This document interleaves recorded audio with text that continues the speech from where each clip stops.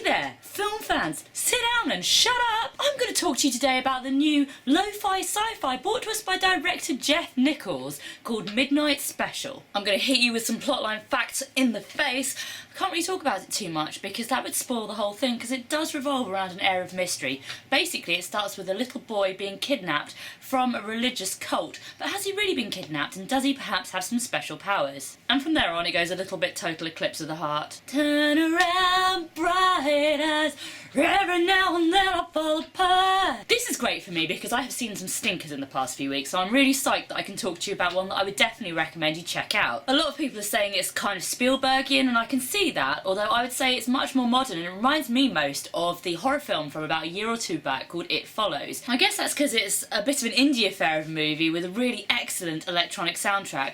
More on that soon because I'm going to be doing a video of my top 5 electronic soundtracks for movies very shortly, so keep your eyes peeled or glowing or whatever you fancy for that. Aside from this amazing electronic soundtrack, there is really good use of sound. It starts very quietly to the extent where you're like, is someone's phone going off or something? And then it just builds and builds, which really worked very well and it got me engaged straight away.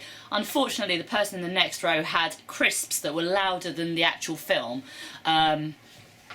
Also, there's great use of lighting. The headlights from the cars look like spaceships, which might hint at what's to come further into the movie, but hey, I don't want to spoil it too much.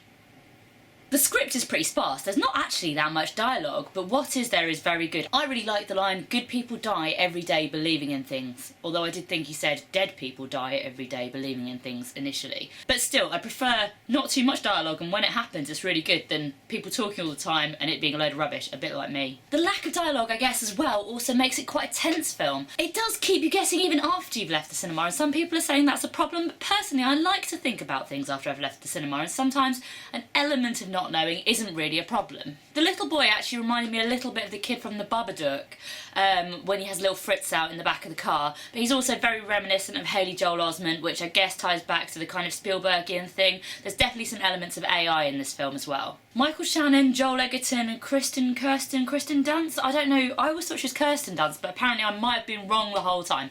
I like her anyway, I really love Drop Dead Gorgeous, which she's in, but all three of them, excellent, really interesting characters. They've got really good faces for not saying much but still expressing a lot of emotion. Adam Driver for me now though is suffering from that distinctive face, big role in sci-fi thing where it's like, oh, it's him. I mean, he did an okay job, but he didn't sit with the rest of the movie for me. He was kind of a bit comic and his delivery, I mean, he is a comedian I guess at the end of the day, and I didn't really feel it fitted with the rest of the film that well, but I guess he added a little extra bit of light relief. I'm just glad he left his lightsaber at home. This felt like a modern version of E.T. to me, but I also felt there were notes of Starman, the old Jeff Bridges movie. There are some bits that remind me a little bit of Poltergeist, although I'm not going to talk about that too much because that's quite late in the movie. The main fear comes from not really knowing what's going on, and I guess I still don't know why it's called Midnight Special.